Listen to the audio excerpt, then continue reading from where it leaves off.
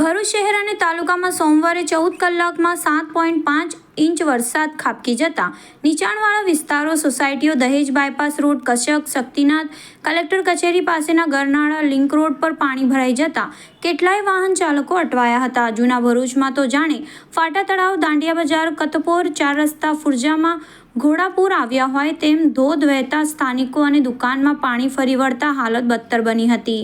જનજીવન ઠપ થઈ જવા સાથે આજે મંગળવારે શાળાઓમાં રજા જાહેર કરાઈ હતી. ભરૂચ બાદ વાલિયામાં વરસાદે કહેર વરસાવવાનું શરૂ કરતા 18 કલાકમાં જ રાજ્યમાં રેકોર્ડ બ્રેક વરસાદ સાથે વાલિયામાં 18 ઇંચ મેઘ તાંડવ આવ્યું હતું.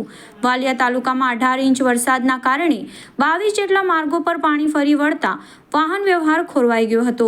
પાણીના પ્રચંડ પ્રવાહમાં એક ડમ્પર પણ પલટી મારી ગયું હતું. સોસાયટી વિસ્તારો અને લોકોના ઘરમાં વરસાદી પાણી ફરી વળતા લોકોની હાલત કફોડી બની હતી. બીજી તરફ આજે સવારે 4 કલાકમાં જ નેત્રંગમાં પણ 5 ઇંચ વરસાદ વરસી પડતા વાલિયા, નેત્રંગ અને ઝઘડિયા તાલુકામાં આવેલા નદી નાળા છલકાઈ ઉઠતા સર્વત્ર જાણે જલ સમાધિ લીધી હોય તેવા બિહામણા દ્રશ્યો સામે આવ્યા હતા. વાલિયામાં રેકોર્ડ બ્રેક વરસાદના કારણે કીમ નદીનું જળસ્તર વધવાની શક્યતાને લઈ હાંસોટ તાલુકાના પાંજરોલી, ઓભા, આસરવા, ઇલાવ અને બલોટા ગામને સચેત કરાયા છે.